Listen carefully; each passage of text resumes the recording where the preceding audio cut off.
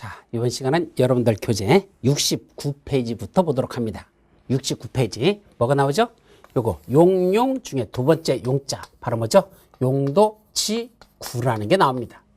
자, 그럼 용도지구라는 건 개념 정리가 뭐였었죠? 전 국토를 크게 나누자. 뭐로 나눈다 그랬죠? 도시지역, 관리지역, 농림지역, 자연환경보전지역 이래놓고 도시지역은 16가지로, 관리지역은 3가지로, 농림지역, 자연환경보전지역은 더 이상 세분화되지 않는다.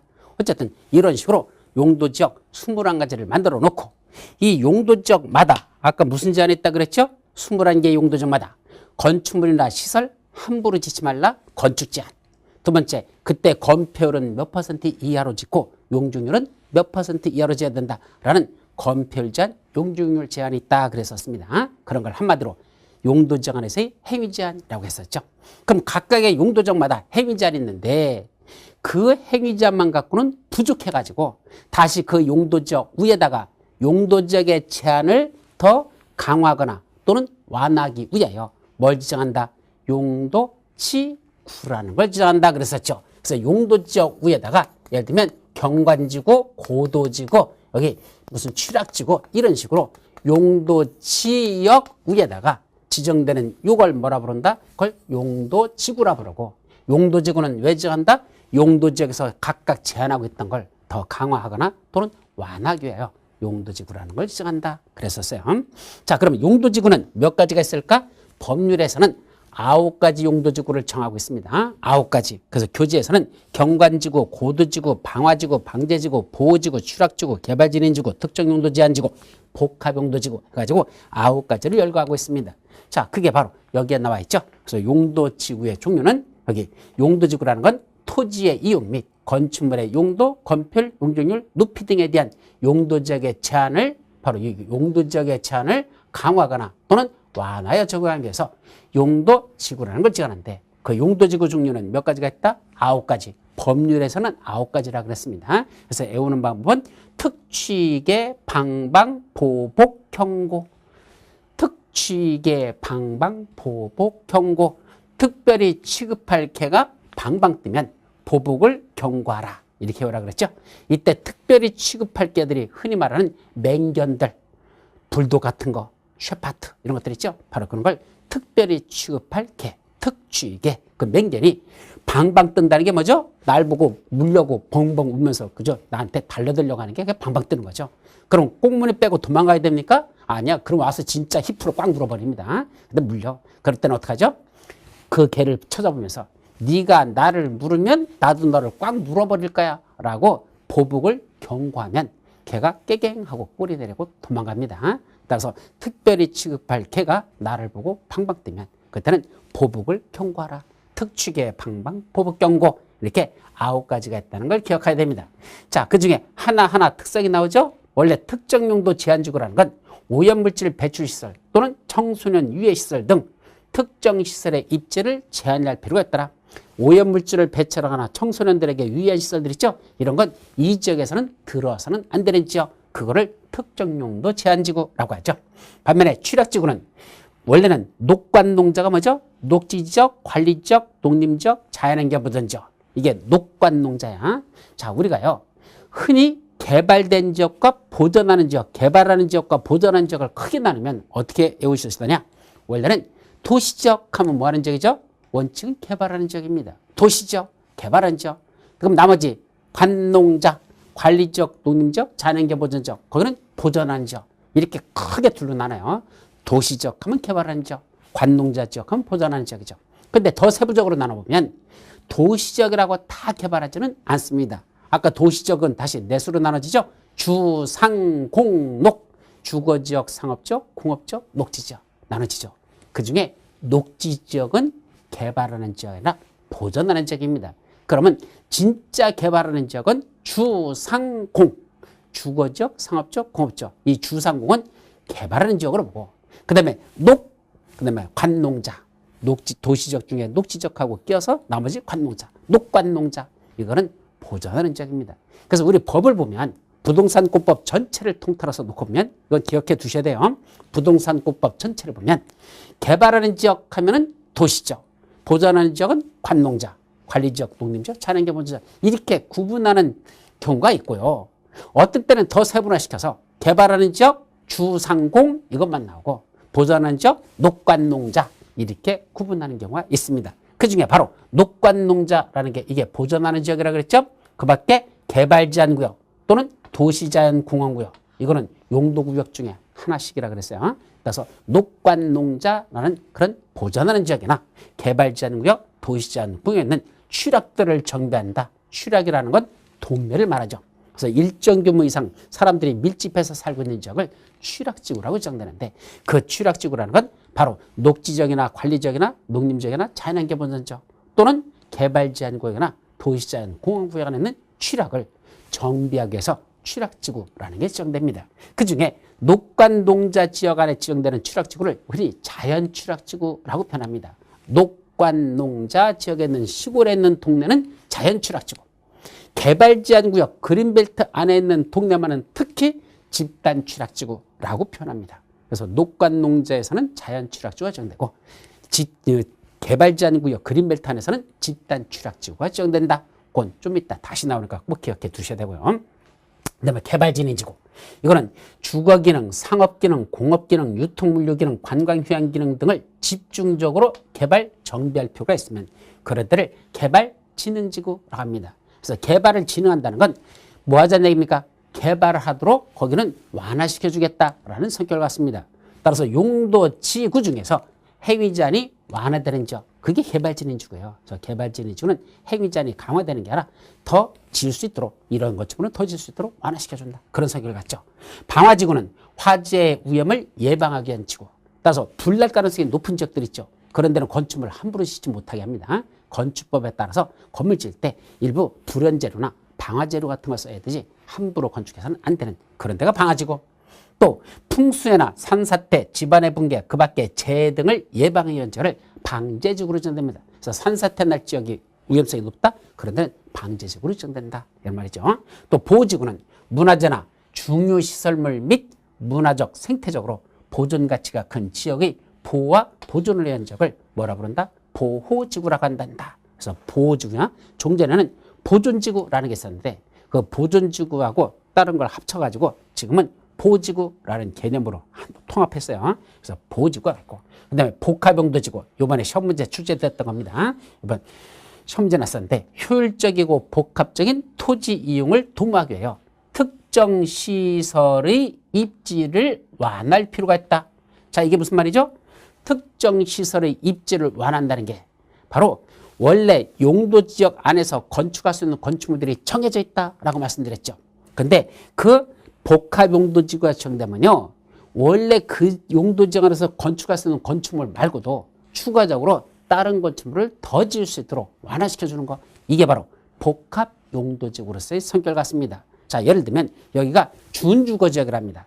그럼 준주거지역 안에서 건축할 수 있는 건축물이 있을 거 아닙니까? 정해져 있겠죠. 근데 그 준주거지역 안에다가 복합용도지구라는 걸 거기다 지정하면 그 복합용도지구 안에서는 다시 일반 주거지역인데 그 일반 주거지역 안에다가 복합용도지구라는 게 지정되면 그 복합용도지구 안에서는 일반 주거지역에서 건축할 수 있는 건축물에다가 더하여 준주거지역에서 지을 수 있는 건축물도 더 짓도록 합니다. 그게 바로 복합용도지구의 성격을 갖는다. 결국은 일반 주거지역하고 지정되어 있는 지역에다가 복합용도지구라고 지정되면 그 안에서는 일반 주거지역에서 건축할 수 있는 건축물 더하기 준주거지역에서 건축할 수 있는 건축물이 추가적으로 더 지을 수 있다. 그런 데를 복합용도지구로 하죠. 근데 시험 문제는 거기서 끝난 게 아니라 더 깊이 들어갔었습니다. 그건 좀 이따가 교재를 보면서 말씀드리도록 하죠. 자, 경관지구란 경관의 보존, 관리 및 형성을 위해서 필요한 지구는 경관지구고 건축물 높이의 최고한도를 규제할 필요가 있는 건 고도지구입니다. 이 고도지구가 작년에는 최고고도지구와 최저고도지구로 둘로 나눴었어요. 그래서 최고고도지구는 이 안에다가는 건축물 너무 높게 짓지 말라. 최고한도를 규제하는 게 최고고도지구.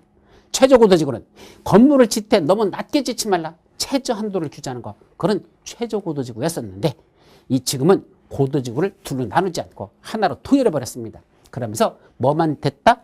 최고한도만 규제합니다.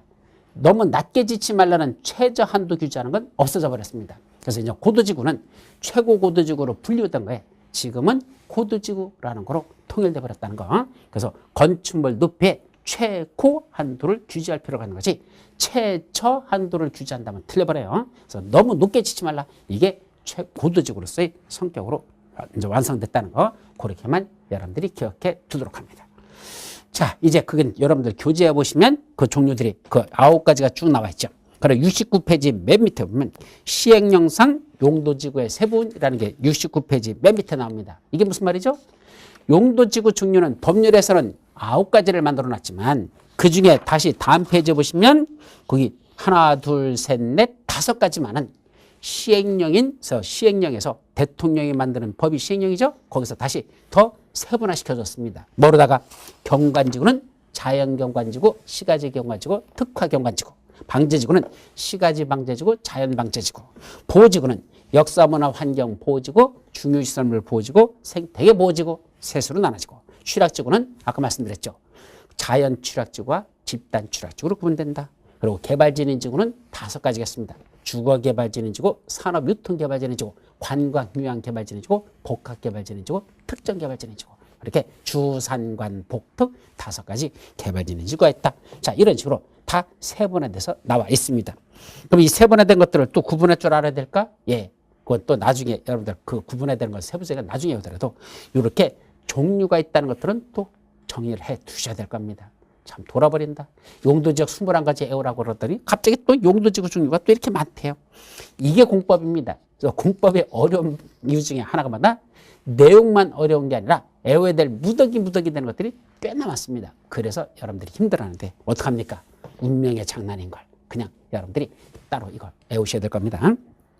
자, 그래놓고 맨 밑에 보면 70페이지 맨 밑에 보면 시도나 대도시 조례상 용도지구에 분류해가지고 또 세분할 수 있다는 게 나오죠. 그 세분은 이미 법률이나 시행령에서 만들어놓은 용도지구 종류를 자기 지방자치단체 조례로다 도시군 계획 조례로다가 다시 더 추가 세분하거나 세분한다. 저 자세히 나누는 경우가 있다. 뭐 이런 건데 아직은 암기할 건 아니고 그 다음 페이지 보시면 또 조례로다가 여기 없는 즉 법률이나 시행령에서 규정된 용도지구가 아닌 새로운 걸 새로 만들 수 있습니다. 예를 들면 서울특별시장이 서울특별시 도시군 계획조례로 이 없는 서울특별시만 정되는 용도지구라는 걸 신설할 수 있는 것도 있다. 자, 그렇게만 일단 기억하고 넘어가죠.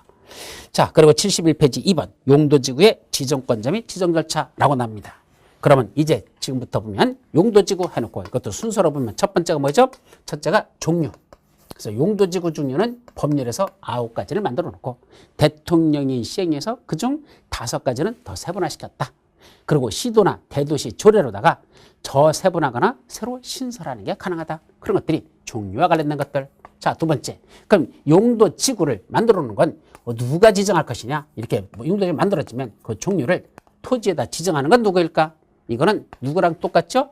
용도지역 또 하나 용도지구를 지정하거나 변경하는 건 무슨 절차에 하니까 도시군 관리구로 하기 때문에 용도지역이나 용도지구를 지정 또는 변경하는 건 도시군 관리구로 하기 때문에 그 도시군 관리객 결정권자가 역시 용도지구를 지정하는 지정권자입니다.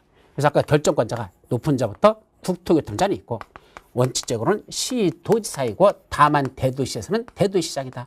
바로 이 자들이 역시 용도지구를 지정하는 지정권자가 되는 겁니다. 자, 세 번째. 그러면 지정하는 절차는 어떤 절차에서 지정할래? 자, 이것 무슨 절차죠? 도시군 관리 계획 수립 절차에서 도시군 관리계획 결정으로 지정한다 라고 되어 있죠. 따라서 용도지구 지정은 도시군 관리계획 결정에 따라서 여기가 무슨 용도지구야 라고 도시군 관리계획을 수립해서 그 위반 절차 결정 절차였죠. 그걸 해서 결정해서 지정하면 된다라는 뜻입니다. 자, 그런데 그 밑에 복합 용도지구의 지정 지역 및 지정 기준이라고 돼 있잖아. 따라서 아까 제가 말할 때 용도지구 중에 무슨 용도지구였다? 복합 용도지구가 있다 그랬었죠. 사실 이건 중요한 거였어요. 복합 용도지구라는 건데 이 복합 용도지구는 아무 용도지역이나 다 지정하는 게 아닙니다. 특정한 용도지역 위에서만 복합 용도지구라는 걸 지정할 수 있죠. 좀 전에 제가 용도지구는 어디다 지정한다고 그랬죠? 용도지역 위에다가 그 용도지역의 제한을 강화 완화하기 위해서 이렇게 용도지구를 정하는데 이 복합 용도지구는 아무 데나 지정하는 게 아니라 딱 용도지역 세 군데만 지정합니다. 그래서 어디 지정하죠? 거기 일반 주거지역, 일반 공업지역, 계획관리지역 이렇게 세 군데만 복합 용도지구를 지정할 수 있다. 그래서 복합 용도지구 지정하는 계획은 어디지? 일반 주거지역, 일반 공업지역, 계획관리지역 이렇게 세 군데만 복합 용도지구라는 걸 지정할 수 있다는 거. 이거는 여러분들이 기억해 두셔야 됩니다. 그 지정 기준은 아직은 외울 거 아니야. 그냥 읽어보는 정도로 하십시오. 다음 페이지. 그럼 용도지구를 지정한다면 그때 용도지구를 지정하면 그 안에서 무슨 효과가 있을까? 용도지구 지정고 시의 효과. 그것도 뭐로 나타난다? 행위제한으로 나타납니다. 근데 이때 행위제한은요 주로 건축제한으로 나타납니다. 여기는 우리 용도지역에서는 건축제한, 건폐율제한, 용적률제한 그렇게 세 가지가 있었는데 용도지구에서는 행위제한은 주로 건축제한이라는 행위제한으로 나타난다 이 말이죠. 그래서 거기 보니까 경관지구안에서의 건축제한, 고도지구안에서의 건축제한, 방제지구안에서의 건축제한 이런 게 나오죠. 이번에 29회 시험 문제에서도 여기서 출제가 됐었습니다. 그럼 이 건축제한이라는 건 어떤 식으로 나타날까? 자, 예를 들어보죠. 여기가 뭐로 정했대? 시가지 경관지구라고 정했대. 그래서 요 중에 예를 들면 여기 하나가 지정됐는데 이게 무슨 지구를 한다? 도시지역 안에다가 시가지 경관지구라는 용도지구가 지정됐다고 가정하죠. 그럼 무슨 지역인데? 용도지역상 도시지역 중에 여기는 상업지역이라고 한번 가정하자. 그럼 일반 상업지역이란 용도지역 위에다가 일반 상업지역, 용도지역이죠? 그 일반 상업지역이란 용도지역 위에다가 여기는 시가지 경관지구라고 지정됐다면 이 시가지 경관지구에서는 어떠한 건축물을 함부로 건축하면 안 될까? 건축제한이잖아. 아무거나 함부로 건축하지 말랍니다. 그때 이러이러한 시가지 경관지구 안에서는 시가지 경관에 방해가 되는 이러이러한 건축물은 건축할 수 없다. 이렇게 되어 있습니다. 근데 그때 건축할 수 없다라는 게 쭉 열거돼 있거든. 이러이러한 건 건축할 수 없대. 그게 어디에 열거돼 있느냐 이게 중요한 겁니다. 자, 우리가 이번에 어디 지도를 찾아봤더니 여기가 뭐로 돼 있대? 내가 가지고 있는 땅을 하나 살려고 그 필지를 이렇게 끌어봤더니 도시계획조례 같은 거, 도시계획원 같은 걸 찾아봤더니 거기서 뭐라고 돼 있습니까? 여기는 일반 상업지역이면서 용도지역은 일반 상업지역이면서 용도지구로서는 시가지 경관지구로 지정됐답니다. 그럼 이제 궁금한 게 뭐죠? 일반 상업지역에서는 다음 같은 건축물로 건축할 수 없다 그랬죠. 예, 상업지역은 짓지 말라고 한댔어. 그럼 그거 먼저 찾아보고 아 이런 건 안 되는구나. 그럼 내가 지으려고 하는 건 되는지 안 되는지 먼저 확인하고 그 다음에 할 일이 시가지 경관지구라고. 그럼 시가지 경관을 해치는 건축물은 건축할 수 없다고 됐으니까 어디에 그게 있는지를 찾아봐야 될 거 아니야. 어디를 찾으면 시가지 경관지구 안에서 건축할 수 없는 게 열거돼 있을까? 그게 뭘 찾아봅니까? 바로 도시군 계획 조례라는 걸 찾아봐라 이겁니다. 그럼 여기가 어디죠? 서울특별시. 그럼 서울특별시 구로구인데 이 구로구 안에 여기가 현재 일반 상업지역이란 용도적으로 지정돼 있고 그중에 일부가 이만큼이 시가지 경관지구로 돼 있답니다. 그러면 저 시가지 경관지구에서는 무슨 건축물을 건축해서는 안 되는지 찾고 싶으면 뭘 찾아봐라? 서울특별시 도시군 계획 조례를 찾아보는 겁니다. 근데요 조금 더 깊이 들어가면 서울특별시 도시군 계획조례라고 치면 안 나와요. 서울특별시 도시계획조례라고 해야 돼요. 군자를 빼버려야 됩니다. 도시계획조례라고 되어 있습니다. 그럼 이 군자는 뭐냐?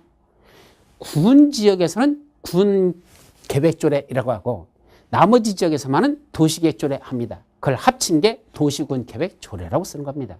그래서 무슨 군, 연천군 하면은 그때는 도시계획조례라고 치면 안 나와. 군계획조례라고 쳐야 되고 이 서울이나 이런 인천이나 이런 데서는 전부가 도시계획조례라고 쳐야 됩니다.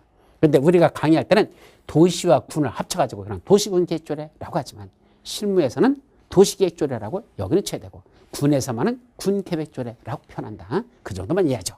자, 그러면 결국 뭘 찾아보란 얘기야? 도시군계획조례라는 걸 찾아보란 얘기입니다. 거기서 시가지 경관지구에서 건축할 수 없는 건축물들, 거기서 건축 불가라는 뜻이야. 건축할 수 없는 것들이 거기에 쭈루룩 열거돼 있어. 그럼 서울특별시 도시군계획조례를 들어봤더니 거기서는 시가지 경과 중에서는 이러이러한 건축물은 건축할 수 없다라는 열거돼 있다. 이건 안 된다. 이렇게 찾으라는 얘기입니다. 그게 원칙이죠. 그러면 원칙적으로 용도지구마다 어떤 건축물을 건축해서는 안 되는지는 도시군 계획 조례가 정하는 건축물을 건축할 수 없다. 그게 정답입니다. 도시군 계획 조례가 정하는 건축물은 건축할 수 없다. 그런데 그 2번 고도지구안에서의 건축 제한하고 나오죠. 시험 문제 여러 번 났던 겁니다. 그럼 고도지구안에서의 건축 제한이라는 건 최고 높이 몇 미터까지만 자라 또는 몇 층까지만 자라 이렇게 제한하는 거거든. 그때 최고 높이가 얼마냐라는 그 제한은 도시군 계획 조례로 정하는 게 아니고 그건 별도로 따로 정합니다. 뭐로 정한다? 도시군 관리계획으로 정한다는 것. 그게 핵심입니다. 도시군 계획 조례가 아니라 도시군 관리계획으로 정하는 높이를 초과하거나 초과하는 건축물을 건축할 수 없다. 이렇게 따지는 게 고도지구라는 거. 그래서 고도지구에서의 최고 높이가 얼마인지는 뭘 찾아본다? 도시군 관리 계획으로 정하는 높이라고 했을까? 도시군 관리 계획을 찾아봐야 거기서 최고 높이가 규정됐다라는 걸 정리하셔야 되죠. 또 그럼 방제지구안에서는 풍수해라든지 산사태 같은 게 있었죠. 그런 데서는 어떤 건축물을 건축하면 안 될까? 방제지구의 건축 제한도 뭘 찾아본다? 원칙입니다. 도시군 계획 조례를 정하는 건축물은 건축할 수 없다라고 돼 있다는 얘기죠. 자, 그런데 시험 문제가 작년에 났던 건 맨 밑에 쪽.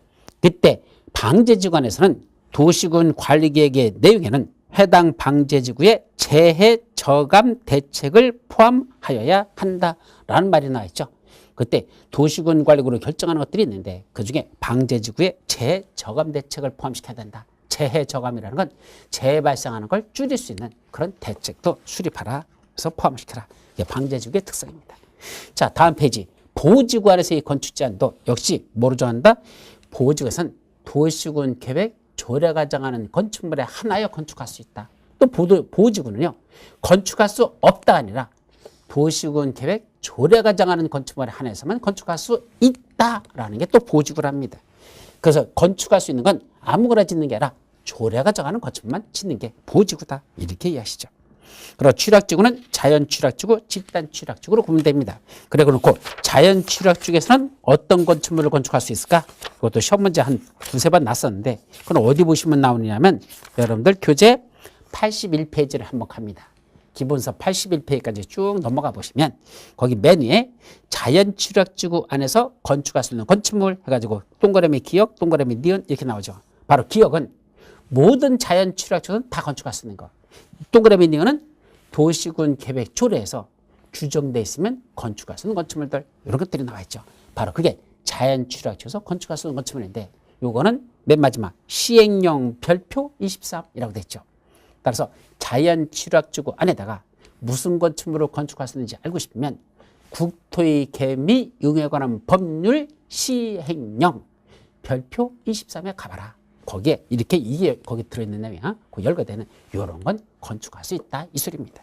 반면에 집단 취락지구는 그린벨트 안에 지정되는 취락지구라 그랬죠. 그린벨트 안에 있는 취락지구를 집단 취락지구로 하고 거기다가 무슨 건축물을 건축해야 되는지는 그린벨트와 관련된 법률이 하나 있습니다. 바로 개발제한구역의 지정 및 관리에 관한 특별조치법이 있고 그 개발제한구역의 지정 및 관리에 관한 특별조치법령에서 정하고 있는 건축물을 건축하면 되는 게 바로 집단 취락지구다라는 거. 또 시험 문제 잘 나니까 기억합니다. 다시 73페이지로 돌아와서 그 개발진흥지구안에서의 건축 제한 이번 29회 때 시험 문제 났었죠. 개발을 진흥하는 지구라 그랬으니까 거기는 개발하고자 하는 지역이니까 개발과 관련된 계획이 있다 그랬죠. 그게 무슨 계획? 지구 단위 계획. 바로 개발진흥지구 안에서 지구 단위 계획이 수립되거나 또는 다른 법률에 따른 개발 계획이 수립되면 그 지구 단위 계획이나 개발 계획대로 하면 된다 이 소리예요. 그래서 원칙적으로 지구 단위 계획 또는 관계 법률에 따른 개발 계획을 수립하는 지구 단위 계획 구역에서는 그 지구 단위 계획 또는 관계 법률에 따른 개발 계획에 위반하여 건축물을 건축할 수 없다. 예, 그 지구 단위 계획 개발 계획에서 정한 대로 건축물 지으면 된다. 당연한 얘기죠. 근데 그 밑에 그런 지구 단위 계획이나 또는 개발 계획 수립되지 아니한 지역에서는 어떻게 할까? 그게 이번에 시험 문제 났던 겁니다. 그 수립되지 않으면 개발진인 지역에서는 해당 용도 지역에서 허용되는 건축물을 건축할 수 있다. 따라서 그게 무슨 말이죠? 자, 지금 여기가 무슨 지역이죠? 관리지역입니다. 근데 관리지역에 여기 뭐죠? 개발진흥지구라는 게 정됐답니다. 근데 개발진흥지구라고는 지정됐는데 아직 지구 단위계나 개발계획이 수립되지 않았답니다. 그럼 여기가 관리지역 중에 예를 들면 보전관리지역이다라고 한다면 그때는 보전관리지역 안에서 지을 수 있는 건축물을 지으면 되는 거예요. 그래서 개발진인지구가 지정됐는데 여기 지구단행이나 개발계획이 수립됐으면 그 계획대로 건물 지으면 되는 거고 아직 그 지구단행이나 개발계획이 수립되지 않은 개발진인지구라면 이 안에서는 용도지역, 이게 무슨 지역? 보전관리지역이라고 됐으면 보전관리지역에서 건축할 수 있는 건축물, 그 해당 용도지역에서의 건축 제한을 적용하면 된다라는 게 바로 그 말이라는 거. 그 건축물을 건축할 수 있다. 그렇게 이해하시면 됩니다. 자, 그리고 특정 용도 제한 지구안에서는 주거 기능 및 교육 환경을 훼손하거나 청소년 정서에 유해하다고 인정하여 뭐가 정하는 원칙, 도시군 계획 조례가 정하는 건축물은 건축할 수 없습니다. 자, 그리고 시험 문제 나왔던 게 그 다음 것도 복합용도지구안에서의 건축 제한. 아까 복합용도지구는 어디 용도지역 위에만 지정한다 그랬죠? 일반 주거지역, 일반 공업지역, 계획관리지역 세 군데 위에만 복합용도지구 이렇게 지정할 수 있습니다. 그중에 일반 주거지역이 지정되어 있는데 거기에 요만큼 복합용도지구라는 걸 지정하면 일반 주거지역 안에 복합용도지구라는 게 지정되면 이 안에다가는 어떤 건축물을 건축할 수 있을까? 일반 주거지역에서 건축할 수 있는 건축물 더하기 준주거지역 안에서 건축할 수 있는 건축물을 추가적으로 더 건축할 수가 있습니다. 다만 준주거지역에서 건축물을 다 짓는 게 아니고 준주거지역에서 건축할 수 있는 것 중에 6가지는 빼고요 라고 그게 시험 문제 났습니다. 6가지가 뭐죠? 이종 근린생활시설 중 안마시설소, 관람장, 공장, 오염물처자 및 처리시설, 동물 및 식물 관련시설, 장례시설 이 6가지는 지을 수가 없다. 그 중에 시험 문제가 뭐였더냐? 장례시설이라는 걸 시험 문제로 내버렸습니다. 다시 말하면 일반 주거지역 안에서는 준주거지역에서 건축할 수 있는 건축물 중에 장례시설은 건축할 수 없다. OX 맞는 문장. 그렇게 시험 문제를 내버리면 그러면 이거 다 해오라는 소리잖아. 일반 주거지역에 있는 거 준주거지역에서 일반 주거지역 안에는 복합용도지구에서는 준주거지역에 있는 걸 짓되 6가지는 빼고 그러면 6가지를 또 다 해오라는 얘기인데 6가지가 머릿속에 암기가 됩니까? 이런 걸 시험 문제 내는 출제원들은 그냥 손모가지를 참 답답합니다. 이거는 시험 여러분들 붙으라고 내는 게 아니라 떨어뜨리려고 내는 거거든요. 그래서 작년에는 2차 합격률이 31%였는데 올해 21%. 거의 3분의 1을 더 탈락시켜버린 겁니다. 상당한 차이죠. 31% 합격률하고 21% 합격률이 같으니까 엄청난 차이죠. 무려 3분의 1을 더 탈락시킨 거니까. 그죠? 3만 명 뽑던 걸 18,000명으로 줄였나? 그래 버렸으니까 16,000명인가? 그 정도로 줄여버렸으니까 엄청나게 합격률을 떨어뜨린 겁니다. 어쨌든 이런 건 붙이려고 하는 게 아니라 떨어뜨리려는 시험에 성격이 지나쳤지만 그래도 뭐합니까?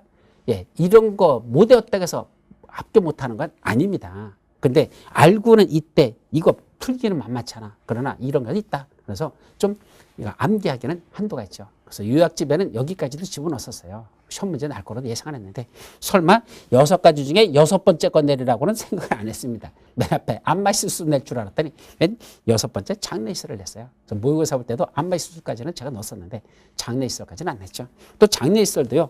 이것도 이제 장사시설로 또 바뀔 거라고 또 했는데 그건 나중에 또 봐야 됩니다. 어쨌든 일반 주거지역에서는 준주거지역에서 지을 수 있는 건축물을 짓되 다만 6가지는 빼고 그 다음에 두 번째 일반 공업지역 안에 복합용도지가 지정되면 거기는 준공업지역에서 지을 수 있는 건축물도 추가적으로 더 지을 수 있어. 결국 일반 공업지역에서 짓는 것 플러스 준공업지역에서 지을 수 있는 건축물 다 지을 수 있다. 다만 준공업지역에서 짓는 것 중에 3가지는 빼고 3가지는 안 돼요. 또 이렇게 온 겁니다. 또 계획관리지역에서는 뭐까지 전다? 다음에 가는 가나 다라 그 4가지 있죠? 그 4가지도 추가적으로 더 지을 수 있다. 결국 아까 말한 계획관리지역에서 지을 수 있는 건축물 더하기 4가지를 어디서는 계획관리지역 안에 지정된 복합용도지역에서는 계획관리지역에서 지을 수 있는 건축물 더하기 요 4가지를 추가적으로 더 지을 수 있다. 이렇게 기억하시면 됩니다. 다만 계획관리지역에서는 건축할 수 있는 건축물이라 건축할 수 없는 걸 열거하고 있다 그랬었죠. 그러니까 그거 빼놓고 나머지는 다 지을 수 있다. 근데 다 지을 수 있는데 그중에 또 여기는 가나다라. 이제 그거 4가지만 추가적으로 더 지을 수 있다. 이렇게 하면 됩니다. 그래서 계획관리지역에서는 다음과 같은 4가지만 4가지를 더 추가적으로 지을 수 있다. 계획관리에서 지을 수 있는 것 더하기 추가적으로 4가지 이렇게 이해하시면 됩니다. 자, 요까지를 뭐란다? 용도지구라고 한다. 그래서 용도지구에서의 행위제한도 여러분들 중요한 거니까 기억하셔야 됩니다. 자, 그래 그죠? 마지막 뭐가 나오죠? 용도구역. 자, 아까 용도지역, 용도지구 지정 변경하는 것도 도시군 관리를 하는데 그것만 있습니까? 아니, 개발제한구역, 도시제한공원구역, 시가와 조정구역, 수산자원구역, 그다음에 요거 입지까지, 요 입자도 들어가요. 입지규제, 채소구역, 요 5가지를 개를 도시에서 수입한다. 개를 도시에서 수입하는 이 5가지를 뭐라 부른다? 용도구역이라고 정의했었죠. 그래서 용도구역은 어디다 지정한다 그랬죠? 용도지역과 용도지구 위에다 지정합니다. 용도지역에 지정됐는데 그 위에다가 용도구역을 지정할 수 있고 용도지구가 지정됐는데 그 지구 위에다가 다시 구역을 지정할 수 있다. 따라서 맨 밑바탕에는 용도지역이 지정되고 그 용도지역 위에다가 용도지구가 지정되고 그 용도지역, 용도지구 위에다가 용도구역을 지정한다. 그렇게 기억해 두셔야 됩니다. 아셨죠? 그래서 그 중에 첫 번째가 뭐죠? 개발제한구역. 그럼 개발제한구역은 누가 지정할까? 국토교통부 장관만 지정권자입니다. 이번에 신문제 나왔었죠. 개발제한구역은 그린벨트, 행위제한이 엄청나게 심한 지역. 따라서 그런 건 아무나 지정하지 않고 국토교통부 장관만 지정 변경권을 갖는다. 일단은 그렇게 합니다. 다만 일부 시도사한테 우임되기 위해서 면적에 따라서 작은 면적을 개발제한구역을 해제하는 건 시도사한테 우임되는 게 있지만 원칙적인 지정권자는 국토교통부 장관이다. 이렇게 기억합니다. 두 번째, 왜 지정할까? 지정 목적. 2가지는 외워야 됩니다. 시험 문제 나요. 첫째는 도시의 무질서한 확산을 방지하고 그거 외워야 돼. 도시의 무질서한 확산을 방지한다가 무슨 말일까? 자, 개발제한구역은 왜 정할까요? 그럼 개발 제한 구역이라는 걸 지정하는 이유는요. 자, 여기 서울특별시가 있잖아요. 여기 서울 있죠? 이렇게 서울특별시가 지정되면요. 이 서울특별시에 너무 무질서하게 확산되는 걸 방지하려고 거기다가 이게 서울이라는 게 이렇게 도시가 그냥 있는 게 아니고 자꾸 뭐하죠? 커져요. 이렇게 늘어나요. 도시라는 게 만들어지면요. 자꾸 이런 식으로 자꾸 넓어지면서 이렇게 도시가 넓어집니다. 그러면 문제는 이렇게 늘어난 쪽에서는요. 도심 한가운데까지 아침에 출근하려면 심각한 문제가 벌어집니다. 왜 그러죠? 자, 여기 계속 도로가 연결돼 있잖아. 그러다 보니까 사람들이 뭐죠? 여기 있는 사람은 아침에 출근할 때는 괜찮았는데 여기까지 오면 또 밀려 들어오는 차 하면서 교통량이 심각해져가지고 나중에는 여기는 차가 가지 않고 그냥 서 있습니다. 그게 서울 저 북쪽에서 내려오는 건 미아리 쪽. 그죠? 이쪽에서는 또 일산 쪽에서 넘어가는 쪽은 또 일산 쪽. 이렇게 됐죠. 또 이쪽 남쪽에서 넘어가는 건 저기 과천 넘어가는데 그쪽에 무슨 역이지? 하여튼 그거 넘어가는데 거기도 고개만 해도 항상 밀립니다. 왜냐면 이런 식으로 변두리서부터 이렇게 발달에 들어가 버리면 이게 도시가 제대로 발전하는 게 아니란 얘기입니다. 그래서 도시 개발을 함부로 하지 못하도록 해서 요 중간중간에 이런 데다 뭘 지정한다? 그린벨트라는 걸 지정하는 겁니다. 여기를. 이렇게 그린벨트라는 게 뭐 동그랗게 싸는 건 아니에요. 이런 식으로 부분적으로 지정합니다. 이렇게 지정하죠.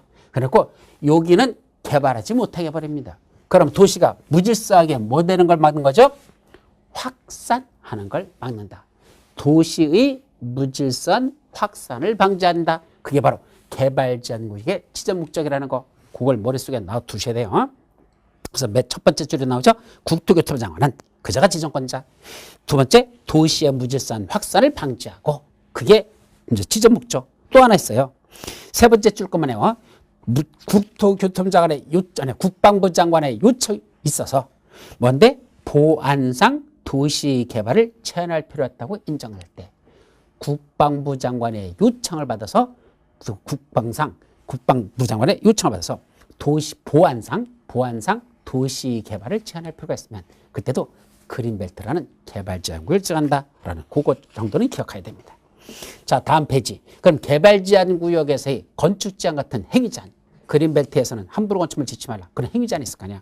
그건 어디를 찾아볼까? 그랬더니 국토개혁법 제38조 제2항에서는 뭐라고 썼더냐? 개발제한구역의 지정 또는 변경에 필요한 사항은 따로 법률로 정한다. 그래놓고 그 밑에 80조 제3항에 보니까 개발지역에서의 건축제한은 개발제한구역의 지정 및 관리에 관한 특별조치법에서 정하는 바에 따른다 라고 됐잖아. 따라서 그린벨트와 관련돼서는 따로 법률을 정해서 지정하거나 행위제한을 만듭니다. 바로 그 법이 무슨 법이다? 개발 제한 구역의 지정 및 관리에 관한 특별조치법이라는 법입니다. 그래서 너무 길어가지고 흔히 실무에서는 줄여서 개특법이라고 표현합니다. 개발 제한 구역의 지정 및 관리에 관한 특별조치법, 개특법이라고 표현한다. 바로 개발 지역에서의 행위자는 개특법령에 따른다 라고 정의하죠. 자, 두 번째, 도시자연공원구역. 자, 이 용어도요, 도시자연공원구역이라는 게 무슨 말이죠? 도시 안에 자연공원 같은 구역을 지정하자. 이게 도시자연공원구역입니다. 그럼 자연공원이 뭐죠? 자연공원법이라는 게 있습니다. 그럼 자연공원법에는 들어가 보면 뭐겠죠? 공원의 종류를 세 가지로 나눠요. 국가가 지정하는 자연공원을 국립공원이라고 합니다. 시 도지사들이 지정하는 그런 공원을 도립공원이라고 하죠. 그 다음에 시장군수, 구청장이 지정하는 걸 군립공원이라고 합니다. 따라서 자연공원의 형태는 크게 세 가지. 국가에서 지정하는 건 국립공원, 시도사가 지정하는 건 도립공원, 시장군수, 구청장이 지정하는 건 군립공원. 이렇게 세 가지를 묶어서 뭐라 부른다? 그걸 자연공원이란다. 왜 지정하죠? 자연경관이 빼어난 지역들, 경치가 참 멋진 지역들, 방치해버리면 어떤 문제가 터진다? 사람들이 놀러갑니다. 특히 여러분 같은 때 휴가철에 놀러가죠? 가가지고 쓰레기를 갖다가 열심히 드신 쓰레기를 갖다가 그냥 거기다 방치하고 그냥 와버립니다. 그래서 거기가 금방 다 썩어가지고 그런 악취를 풍겨버리는 그런 자연경관을 해칠 수 있겠죠. 그런 데를 보호하기 위해서 뭘 지정한다? 자연공원법에 따라 그런 공원을 지정하는 겁니다. 그럼 그런 공원 안에서는 함부로 취생이 못합니다. 아무 데서나 야영 같은 거 못합니다. 건물 짓는 것도 함부로 져서는 안 됩니다. 그런 제한을 받는 게 바로 무슨 지역이다? 자연공원이라는 얘기입니다. 그럼 도시 자연공원 구역은 뭐죠? 도시 안에도 그런 자연공원 같은 구역을 지정한다 이 말이에요. 도시 안에도 자연공원 같은 구역을 지정해서 함부로 개발하지 못하도록 제한하자. 그게 도시 자연공원 구역입니다. 읽을 때 정확하게 읽는 건 징 끊어 읽는 게 맞는 말입니다. 도시 자연공원 구역 이렇게 읽어야 돼요. 또 8글자로 돼 있다고 아주 부드럽게 했습니다. 도시자연공원구역. 참 말되는 것 같죠? 전혀 말되는 소리 아닙니다. 도시자연공원구역 아닙니다. 도시자연공원구역 이렇게 있는 게 정확합니다. 아버지가 방에 들어가신다지 아버지 가방에 들어가신다. 말이 안 되잖아요. 그래서 읽을 때도 도시자연공원 구역으로 읽습니다. 자, 이게 어딜까? 대표적인데 바로 남산입니다. 서울에 있는 저 남산, 그거는 나무들이 우거져 있죠. 그래서 오죽하면 애국가에도 들었을까? 그죠? 남산 위에 저 소나무 철갑을 두른 듯 그랬잖아. 그럼 남산에 있는 소나무가 철갑을 두른 듯이 꽉 차 있다는 얘기입니다. 물론 옛날 얘기죠. 어쨌든 그런 나무들이 우거져 있는 남산 함부로 개발하면 될까? 안 되잖아. 따라서 거기는 식생이 양호한 산지 개발을 제한하기 위해서 뭘 지정한다? 그게 도시 자연공원 구역으로 지정한 겁니다. 누가 지정할까? 이것도 이번 시험 문제 나왔었죠. 이거는 국토교통부장관은 관여하지 않습니다. 원칙적인 지정권자인 즉 도시군관계 결정권자가 원칙이 시도지사, 다만 대도시에서는 대도시장. 자, 그렇게 돼 있죠. 따라서 누가 지정한다? 바로 시도지사, 다만 대도시에서는 대도시장. 이 사람들이 도시 자연공원을 지정하지 절대로 국토교통부장은 지정권자가 아니라는 거 중요한 거야. 그게 첫 번째고요. 왜 지정하죠? 도시의 자연경관 및 자연환경 및 경관을 보호하고 도시민에게 건전한 여가 휴식 공간을 제공하기 위해요. 그 다음 거 도시지역 안에서 식생이 양호한 산지 개발을 제한할 필요가 있을 때, 말이 좀 어려워. 나무들이 잘 자라고 있는 산지를 함부로 까뭉개지 못하도록 개발을 제한하기 위해서 도시자연공원을 지정한다는 것. 자, 이때 그 도시자연공원에서는 어떤 건축 제한이 있을까? 그거는 따로 법률을 정하는데 그 밑에 따로 법률을 정하는 게 무슨 법이죠? 도시공원 및 녹지 등에 관한 법률에서 정하는 바에 따른다라고 돼 있죠. 따라서 도시자연공원 구역 안에다가 건축물을 건축할 때는 함부로 건축해서는 안 되고, 그건 무슨 법에 가발한다? 도시공원 및 녹지 등에 관한 법률에 들어가 보면 도시자연공원에서의 건축 제한에 관한 조항이 나오고 거기서 제한한 대로 건축물을 건축하면 된다. 그렇게 이해하시면 됩니다. 자, 다음 페이지 시가와 조정구역 하고 나죠. 자, 시가와 조정구역이라는 건 한마디로 말하면 시가화라는 건 도시를 만드는 과정이죠. 그게 시가화죠. 그걸 뭐 한다? 조정한다. 우리가 흔히 조정한다라는 건 뭐죠? 유보라는 개념으로 보시면 됩니다. 당분간은 여기는 시가화 조성을 하지 말자 이 뜻이에요. 시가화 조정 후에 당분간 시가화 조성하는 걸 유보하자. 이런 성격을 갖는 게 시가화 조정 구역이죠. 왜 시가화 조정 구역이라는 걸 지정할까? 이유는요. 이렇습니다. 자, 지금 여기 A라는 지역이 개발되겠다고 가정하죠.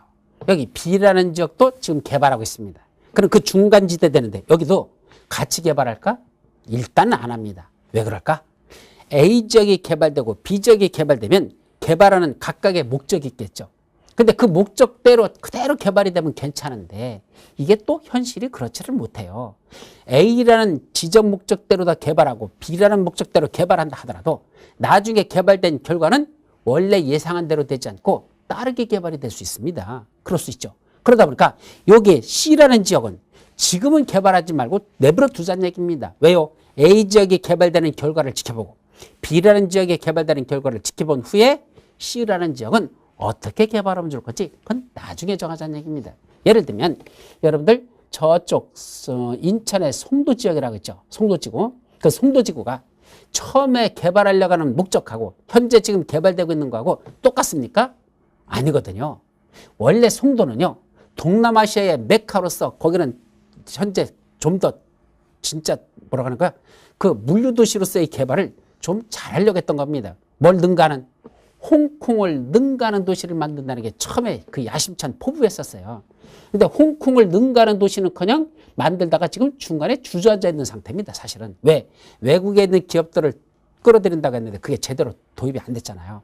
그래서 결국 송도는 처음에 예상한 거에 반쪽도 지금 개발을 못하고 있습니다. 그럼 처음에 예상했던 건 저 홍콩을 능가하는 허브 도시를 만든다 그래놓고 지금은 중간에 주저앉아서 이것도 아니고 저것도 아닌 엉거주춤한 상태로 있다는 얘기입니다. 그럼 거기가 어떻게 개발될까는 처음에 예상한 대로 개발이 됐느냐? 안 된다는 얘기입니다. 그러다 보니까 그 옆에 있는 영종도 바로 섬 지나가서 들어가서 영종도에 있는 여기 일대도요. 거기도 당장 개발하겠다고 계획을 수립하지 않고 송도 지역이 개발되는 걸 보고 나서 영종도 일부는 나중에 개발하자. 그래서 영종도 일부를 사실은 도시 여기는 시가와 조정구역으로 지정했던 겁니다. 그래서 지금은 이제 기간이 만료돼 가지고 이제 구역이 폐지됐는데 어쨌든 시가와 조정구역이란 다른 지역이 개발되는 걸 보면서 나중에 개발을 해서 당분간은 개발을 유보하는 지역 이런 걸 시가와 조정구역 누가 지정한다? 원칙은 시도지사가 지정합니다. 그런데 시도지사가 지정한다는 이게 시험 문제 나는 게 아니고 그 다음 거 다만 국가계획과 연계하여 시가와 조정구역을 지정하거나 변경하는 건 그건 누가 한다? 국토교통부장이 한다. 이것이 작년도 시험 문제 났었고 올해도 시험 문제 질문으로 났던 겁니다. 그래서 어떤 거? 원래 시가와 조정구역은 지정권자가 누구인데 시도지사인 도시군관리 결정권자가 지정권자인데 예외적으로 국가계획과 연계해서는 누가 지정한다? 국토교통부장이 지정권자가 된다는 거. 국가계획과 연계된 시가와 조정구역 지정 변경권은 국장 이렇게 암기하셔야 됩니다. 자, 어디 지정하죠? 도시지역과 그 주변 지역에다 지정하는데 이때 왜 지정하죠? 목적 무질서한 시가화를 방지하고 계획적 단계적인 개발을 도모하게해서 무질서한 시가화를 방지하고 계획적 단계적인 개발을 도모하게해서 시가와 조정구역을 정합니다. 그럼 시가와 조정구역에서는 일정 기간 동안 시가화를 유보합니다. 다시 말하면 당분간은 개발하지 말자는 기간이 있습니다. 그 기간을 뭐라 부른다? 시가화 유보 기간이란다. 시가화 유보 기간 중요한 용어입니다. 그럼 시가화 유보 기간은 몇 년으로 정할까요? 거기 산업발전 상황 등을 고려하여 5년 이상 20년 이내에서 도시군 관리계획으로 시가화 유보 기간을 정해야 된다라고 돼 있잖아. 그래서 지정권자인 국장이나 시도사가 그 기간을 정하는데 그때 뭐로 정한다? 도시군 관리계획으로 시가와 유보 기간을 정하는데 그때 기간은 몇 년이다? 5년 이상 20년 이내에서 도시군 관리계획으로 정합니다. 따라서 도시군 관리계획으로 15년 하고 정하면 15년이에요. 그러면 5년 이상 20년 이내라고 그랬으니까 최저기간은 5년으로 정해야 되고 최장기간은 20년을 넘을 수는 없습니다. 5년 이상 20년 이내라는 숫자도 중요한 거니까 잘 기억하시고 그럼 이때 구역 지정의 효력상실 시가와 조정구역을 지정했다가 몇 년으로 지났더냐 15년 하고 유보기간을 정했어. 그럼 어떻게 될까? 15년이 끝난 날의 다음 날 즉 시가와 유보기간이 끝난 날의 다음 날 되면 거기는 무슨 효과가 발생한다? 시가와 조정구역으로 지정했던 그건 효력이 해지되는 효과가 있습니다. 그래서 효력을 잃는다. 즉 그때 시가와 유보기간이 끝난 날의 다음 날부터요. 그 다음 날이라는 숫자도 그 문자도 조심해야 됩니다. 시가와 유보기간이 끝난 날의 다음 날. 그럼 15년 하고 지었으면 15년이 끝난 날의 다음 날 되면 자동적으로 그 구역 지정에 대한 도시군 관리계획 결정의 효력은 잃어버린다는 거. 그래서 국장은 관부에다가 시도사는 공부에다가 전부 말씀드렸죠. 중앙행정위원회장들은 관부에다 고시하고 지방자치단체장들은 공부에다 고시한다 그랬잖아. 그래서 관부, 시도사는 공부에 계좌는 방법으로 그 사실을 고시해야 됩니다. 자, 그러면 시가와 주정구로 지정된 안에서는 아무런 건축물도 지어서는 안 될까? 시가와를 유보한다 그랬으니까 개발하지 말라는 뜻이다 그랬잖아. 그럼 그때 모든 개발이 금지될까? 아닙니다. 그중에 일부 개발 행위가 허용됩니다. 첫째는 도시군 계획사업. 자, 또 나왔네? 이번 시험 문제 나왔던 거. 도시군 계획 사업에는 몇 가지 사업이 있다 그랬죠? 지난주 거 복습 안 하면 여러분들 공부 못해요. 진도가 안 나가요. 왜 그러죠? 부동산 공법은 한마디로 말하라 수학이다. 말하고 부동산 공법은 수학이다 라고 표현합니다. 앞에 있는 기초를 모르면 그 다음 진도로만 나가고 그걸 공부 안 해놓으면 그 다음 진도가 못 나간다. 이게 공법이에요. 그래서 공법을 어려워하는 이유가 중간에 들어가지고는 도대체 무슨 말인지 절대 못 알아듣습니다. 앞에 기초부터 하나하나 듣고 그걸 정리를 해둬야 그 다음 수업 진도 나오면서 이해가 되지. 그게 안 됩니다. 그래서 처음에 그냥 대략 들은 사람들은 도대체 무슨 말인지 못 알아듣고 끝까지 갔다가 다시 또 돌아서 앞에서 또 다시 듣다 보니까 조금씩 이제 뭐가 눈에 튀기 시작해. 그래서 두 번, 세 번, 네 번 들어야 그때부터 아, 공법이 이거구나 라는 게 눈에 보이기 시작하는데 그거는 복습을 제대로 안 하셨을 때 훨씬 더 그런 효과가 나타납니다. 따라서 그날 공부했던 건 복습을 해두고 그 다음에 다음 주 수업에 들어가야 그 앞에 했던 걸 전제로 해서 진도가 나가는 게 있기 때문에 앞에 걸 공부 안 해놓으면 수업 진도가 안 나가지더라 이 뜻이죠. 자, 여기도 마찬가지야. 도시군 계획사업을 시가와 주정구에서 할 수 있을까? 라고 했더니 도시군 계획사업이 뭔지를 알아야지. 몇 가지 사업 있죠? 도시군 계획사업에는 세 가지가 있다. 도시군 계획시설사업, 도시개발사업, 정비사업 세 가지를 합쳐서 도시군 계획사업이라 한다.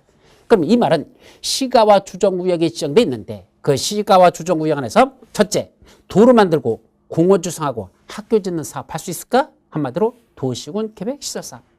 그 시가와 주정에서 재개발이나 재건축 같은 정비사업 할 수 있을까? 이런 사업. 또 신도시를 만드는 도시개발 사업 할 수 있을까? 이 세 가지 사업을 합쳐서 도시군 계획 사업이라고 그러고 이런 사업 시행 여부에 관한 게 나오죠. 자, 할 수 있습니까? 예, 세 가지 조건만 있으면 할 수 있습니다. 첫 번째, 국방상 공익상 사업 시행이 불가피할 것. 국방상 공익상 사업 시행이 그 도시군 계획사업에 꼭 불가피할 것. 두 번째, 관계 중앙행정위원회장에 요청했을 것. 중앙행정위원회장들이니까 장관들이죠. 장관들이 여기다 이런 도시군 계획사업 좀 했으면 좋겠습니다 라고 요청했을 것. 세 번째, 구역 지정 목적 달성에 지장이 없을 것. 시가와 주정구역 지정 목적 달성에 지장이 없다면 그 세 가지야. 그러면 무슨 사업은 시행할 수 있다? 도시군 계획 사업은 시행할 수 있습니다.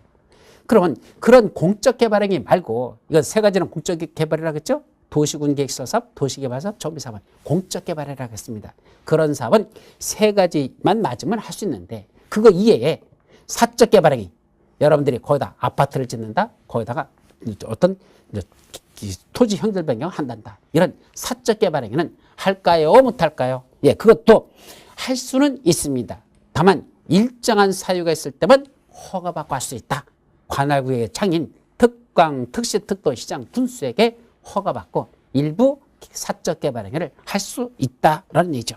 그때 허가받고 될 걸 허가 안 받고 하면 3년의 징역 또는 3천만 원 이하의 벌금에 처하는 이런 처벌 규정이 있는데 다음 페이지에 보니까 그때 시가와 조정구역 안에서 살아가는 농민, 이민, 농임업인들, 농업이나 임업이나 어업인들은 세 가지 사유에 해당할 때만 허가받고 할 수 있습니다. 그 세 가지. 첫째, 농업, 임업, 어업용 건축물을 건축하는 것들.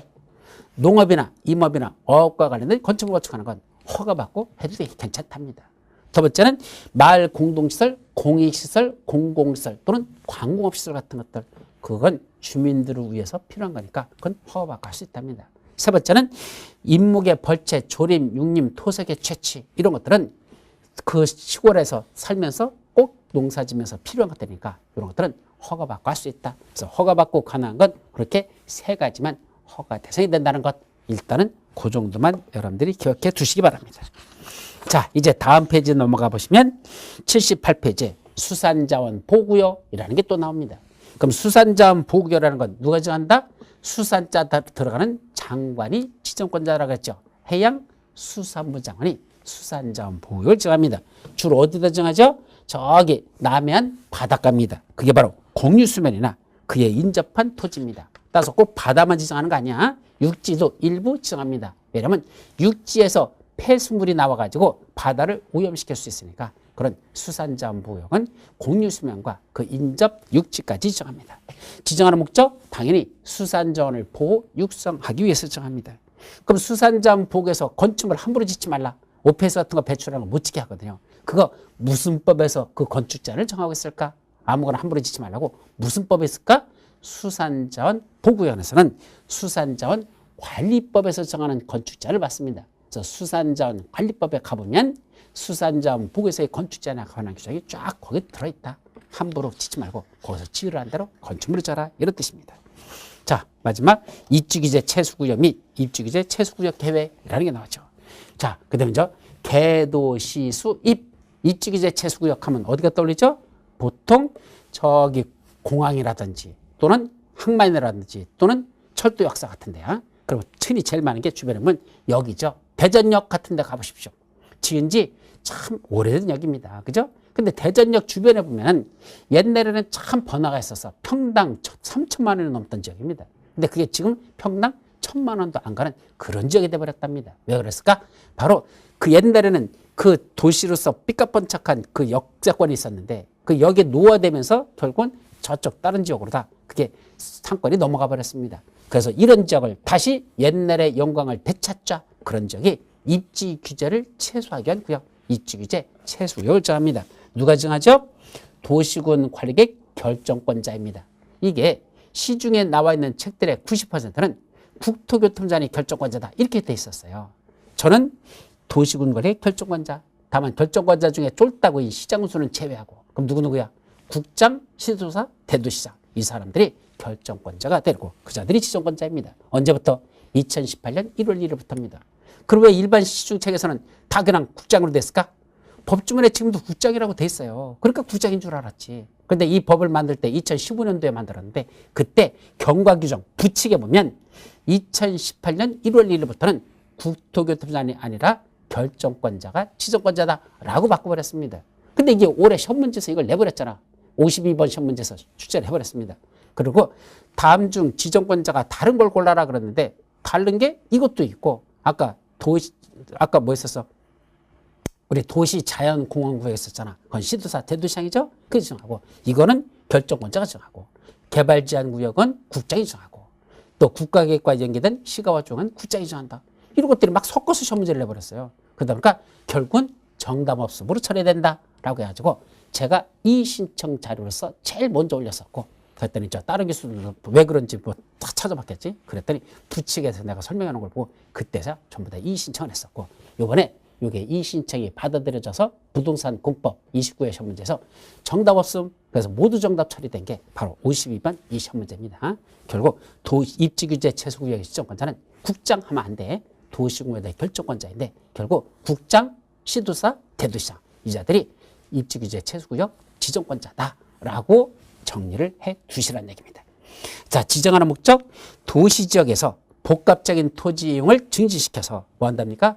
도시정비를 촉진하고 지역 거점을 육성할 필요가 있다고 인정하는 지역에다 지정합니다.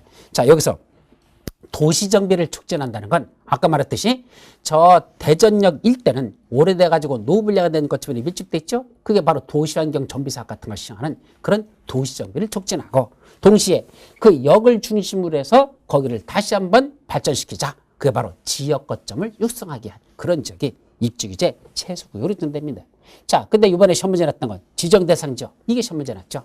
다음 같은 지역에다 지정할 수 있다. 가나다라마 5가지. 근데 그건 시험 문제가 출제될 가능성이 높다 해가지고 유학집에도 써놨고 강의를 했었습니다. 근데 제일 시험 문제가 많이 나는 건 답안이었었죠. 3개 이상의 노선이 교차하는 대중교통 결절지로부터 1km 이내에 위치한 지역. 그럼 3개 이상의 노선이 교차하는 대중교통 결절지가 뭐죠? 여기 전철 1호선, 2호선, 3호선 이렇게 교차하는 요 지점. 이걸 결절지라고 합니다. 이때 결절이라는 게 뭐죠? 결절. 매듭을 말합니다. 무슨 끈 같은 걸 묶어버리면 그 끈 묶은 데가 볼록 일어났잖아. 그게 결절이에요. 바로 1호선, 2호선, 3호선 하면 몇 개죠? 3개 이상의 노선이 교차하는 대중교통 결절지가 바로 여기를 말하고 거기로부터 몇 킬로미터 이내? 바로 1km 이내에 이렇게 원을 그리죠. 그럼 1km 이내 여기를 뭐로 지정할 수 있다? 이게 입지규제 세수구역으로 지정할 수 있는 지역입니다. 그래서 대중교통 결절지로부터 3개 이상의 노선이 교차하는 대중교통 결절지로부터 1km 이내 여기를 입지규제 최소구역으로 지정할 수 있다라는 거. 그게 시험 문제에서 제일 많이 나가니까 그건 꼭 기억하셔야 되고. 근데 시험 문제가 그것만 아니라 가나다라에다가 막까지 났는데 이 막은 뭐죠? 도시재생 활성화 지역 중 도시경제 기반형 활성화 계획을 수립하는 지역. 그게 틀렸답니다. 거기다 도시경제 기반형 활성화 계획죠. 그럼 활성화 계획을 수립하는 지역이 몇 개가 있는데 그중에 도시경제 기반형 활성화 계획을 수립하는 지역에서만 입주규제 최소구역을 정했답니다. 근데 시험 문제에서는 그 도시경제 기반형이라는 말을 다른 용어로 바꿔서 시험 문제 냈습니다. 도대체 그러면 도시재생 활성화 및 지원에 관한 특례법까지 우리가 다 외우라는 얘기야? 그게 무슨 지역으로 나눠지는지를 우리가 거기까지 외웁니까? 이런 시험 문제 내는 거 딱 볼 때는 혈압이 120에서 160으로 올라가 버립니다. 예, 왜? 이런 거 어떻게 외웁니까? 그 구분하는 걸. 그냥 비슷하게만 내면 그게 맞는 거로 보지. 그 내용이 들어가 놓고 그 계획 수립하는 지역이 다른 지역을 갖다 스쳐 집어넣고 그게 틀린 걸 고르라면 여러분들 그거 외우겠습니까? 못 풀죠. 저야 맨날 들여다보니까 감으로 때려잡아서 마가 틀렸다라는 건 눈에 보이지만 정확하게 어디가 틀렸느냐 이건 저도 못 외우거든요. 근데 그런 걸 시험 문제로 출제했었습니다. 그래서 올해 합격률이 30%에서 20%로 10%나 뚝 떨어진 게 바로 이런 아주 그냥 좀 눈에 확 보이는 걸 틀리게 내는 게 아니라 아주 정밀하게 들어가서 비슷한 거에서 바꿔내면 그걸 일일이 누가 다 외우느냐고요. 여러분들도 외우기 쉽지 않죠? 그런 것들을 시험 문제 내서 골탕 먹여버린 그런 경우입니다. 자, 그리고 입지규제 최소구역에서 적용을 배제하는 게 있죠. 입지규제 최소구역에서는 거기 몇 가지 가나다 이런 건 적용을 배제한답니다. 다음 페이지 이거 외워야 돼. 입지규제 최소구역으로 지정되면 그 지역은 건축법에 있는 특별건축구역으로 지정된 것으로 본다라는 거. 입주규제 최소구역이 건축법에 있는 특별건축으로 지정된 것으로 본다라는 건 암기하도록 합니다. 그리고 입주규제 최소구역 계획에 포함될 사항들이 쭉 나오는데 그걸 외우라는 건 너무 무리다. 아직은 거기까지 외울 건 아닙니다. 자, 거기까지만. 그 밖에 행위제한 하고 나오죠? 그거는 다음 시간으로 넘어가도록 하고 일단 여기까지만 용도 지구하고 용도 구역에 관한 것만 한번 정리하고 쉬도록 합니다. 자, 먼저 용도지구라는 게 나오죠. 그래서 용도지구라는 건 왜 지정한다 그랬죠? 용도 지역에서의 제한하는 걸 더 강화 제한하거나 완화하기 위해서 용도지구를 정하는데 용도지구 중요는 법률에서는 몇 가지만 있다? 9가지. 특취계, 방방, 보복, 경고라는 게 있다. 참, 이 용도구역에는 아까 용도지구에서의 건축 제한에 관한 게 있었죠? 그래서 그거까지는 여기서는 지금 정리를 안 하고 아까 책에서 정리했었는데 핵심 뭐죠? 용도지구가 지정되면 그 안에서 건축물 같은 거 함부로 건축해서는 안 된대요. 그럼 뭐로 정할까? 도시군 계획 조례가 정하는 것처럼 건축할 수 없는데 고도지구 같은 데서는 도시군 계획적으로 정하는 게 아니라 도시군 관리계획으로 정하는 높이를 초과하는 것처럼 건축해서는 안 되고 개발진인지구 같은 데서는 지구단위계나 개발계획에 위반해서 건축할 수 없는 게 원칙인데 아직 지구단위계나 개발계획이 수립되지 않는 지역에서는 해당 용도지역에서 건축할 수 있는 건축물을 건축할 수 있단다. 그런 제한들이 있었다는 거. 그것이 시험 문제 났던 거고. 그럼 용도구역에는 몇 가지가 있다? 5가지가 있는데 그때 개발지향구역은 국토유턴이 지정하고 도시자원공은 시도사, 대도시장만 지정하고 시가와 주정구역은 원칙은 시도사인데 국가계획과 연계된 시가와 주정구역은 국장이 정한다. 그리고 이 수산자원부는 해양수산부가 지정하고 입주규제 최소구역은 2018년부터는 국장이 아니라 결정권자, 다만 시도사는 제외한, 시장군수는 제외한 국장, 시도사, 대도시장 이 자들인 결정권자만 입지규제 최수구역을 지정합니다. 자, 그때 각각 지정하는 목적이 무엇일까? 지정 목적. 그래서 개발제한구역은 도시의 무질서한 확산을 방지하고 보안상 도시개발을 제한할 필요가 있을 때 개발지역을 정하죠. 도시제한구역은 식생이 양호한 산지 개발을 제한하려고 도시제한공원구역을 지정합니다. 그 다음에 입지규제 여기 시가화 조정구역을 지정하는 건 왜 정하죠? 무질서한 시가화를 방지하고 계획적 단계적인 개발을 도모하기 위해서 지정합니다. 수산자원 보호구역은 슬플 것도 없어. 수산자원을 보호 육성하기 위해서 지정한다. 그게 수산보호죠. 입지규제 최수구역은 도시정비를 촉진하고 지역 거점을 육성할 필요가 있을 때 지정합니다. 그중에 시가화 조정구역을 지정하는 건 일정 기간 동안 개발하지 말라 그랬죠? 그걸 시가화 유보기간이라고. 시가화 유보기간은 5년 이상 20년 이내에서 도시군 관리계획으로 정합니다. 그런데 시가화 조정구역 지정에 관한 도시군 관리계획이 결정됐던 것이 언제 되면 시가화 유보기간이 끝난 날에 다음 날 되면 그 효력을 잃어버린다는 것. 그래서 시가화 유보기간이 끝난 날에 다음 날부터는 더 이상 거기는 시가화 조정구역이 아닙니다. 그게 해제됩니다. 자, 여기까지를 여러분들이 기억해 두시죠. 그 다음에 넘어가셔가지고는 입지규제 최소구역에 관한 것들. 그래서 제가 여기서 작년에도 이렇게만 했었어요. 세 가지만 외워라. 입지규제 최소구역은 인천역 보십시오. 인천역 참 오래됐잖아요. 그죠? 인천 개항하기 때부터 인천역이 있었는데 저런 인천역이 너무 낡아빠졌으니까 거기를 현대화시키면서 이렇게 좀 옛날의 영광을 되찾자. 이런 게 바로 입지규제 최소구역으로 지정됩니다. 실제로 인천역이 입지규제 최소구역으로 지정됐어요. 자, 이런 데는 첫째 도심 또는 부도심 또는 생활권 중심 지역에다 입지규제 최소구역을 정합니다. 또 철도역사나 터미널, 항만 등의 기반시설 중 지역의 거점 역할을 수행할 수 있는 시설을 중심으로 주변 지역을 집중적으로 정비할 필요가 있을 때 입지규제 최소구역을 정하고 3개 이상의 노선의 교차는 대중교통 결절지로부터 1km 이내에 위치한 지역은 입지규제 최소구역으로 지정할 수가 있습니다.